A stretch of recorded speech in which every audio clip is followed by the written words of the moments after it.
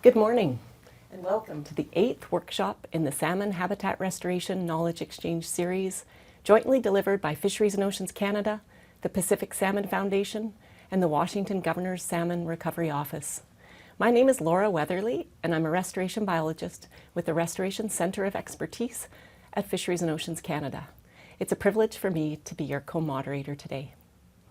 Before going further, I'd like to acknowledge that I'm speaking to you today from Vancouver, British Columbia, which is on the traditional unceded territories of the Squamish, Musqueam, and Tsleil-Waututh nations. At this time, I encourage all of you online to take a moment to reflect and acknowledge the traditional lands on which you live, work, and play. Thank you. Today's workshop is on restoring estuaries for salmon, and we have nearly 1,000 participants registered, spanning right across the Pacific Northwest from Alaska, the Yukon, here in British Columbia and Washington, Oregon, and California, as well as neighboring provinces of Alberta, Saskatchewan, Ontario, Quebec, Nova Scotia, and New Brunswick, and the U.S. states of Idaho, Colorado, Texas, Washington, D.C., and even Mexico. So welcome, everyone. We are so glad to have you join us today.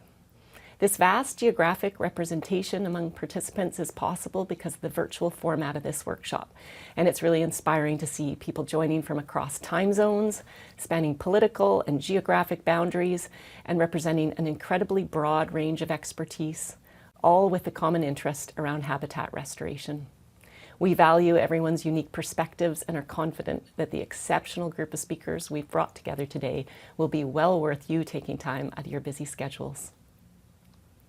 Looking at our first slide here, as I mentioned, this is our 8th workshop in our habitat restoration series, with the first workshop presenting the Stage 0 approach to river restoration and subsequent topics covering restoration monitoring, nearshore restoration, lessons learned from intensively monitored watersheds, shoreline restoration and armor removal, restoring watershed resilience, and most recently in February on applying large wood in river restoration.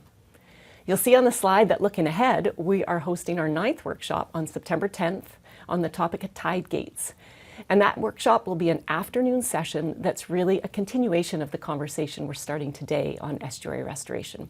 So save that date in your calendar and expect a registration link by email in the coming weeks.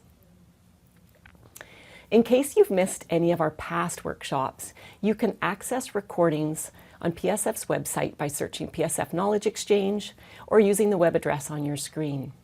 So this website links you to all past recordings hosted on PSF's YouTube channel, as well as gaining access to additional materials from each workshop, such as speaker presentations and workshop reports.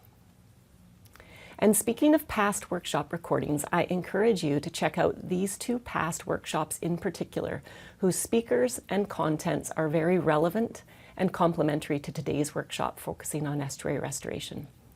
Back in January 2024, we delivered a workshop on nearshore habitat restoration in the context of climate change.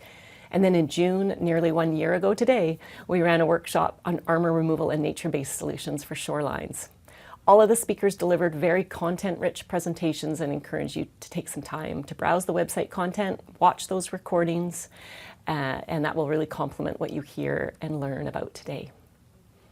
One last workshop I'd really like to give special attention to is our March 2024 workshop on lessons learned from intensively monitored watersheds of the Pacific Northwest.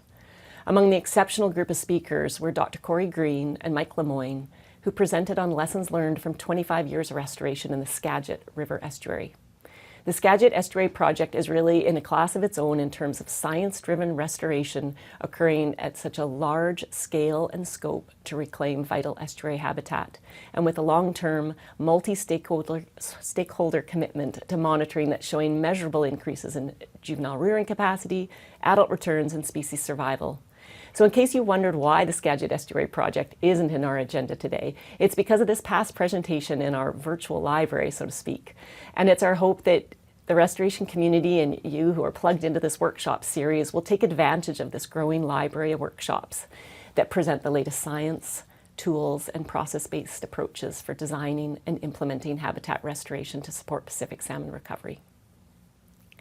I'd now like to introduce Greer Mayer to say a few words. Greer is the science coordinator with the Washington Governor's Salmon Recovery Office and is a co-host of today's workshop. I've had the pleasure of working with Greer to plan the past few of these workshops, and it's truly a rewarding collaboration working with Greer and building our transboundary audience of scientists and practitioners working toward the common goal of salmon recovery. Greer. Thank you, Laura, and thank you to all our presenters with us today. I'm really excited to hear about your work and to participate in the discussion we have lined up. I also want to thank all the participants online for taking time to learn more about estuary restoration and its importance to salmon recovery.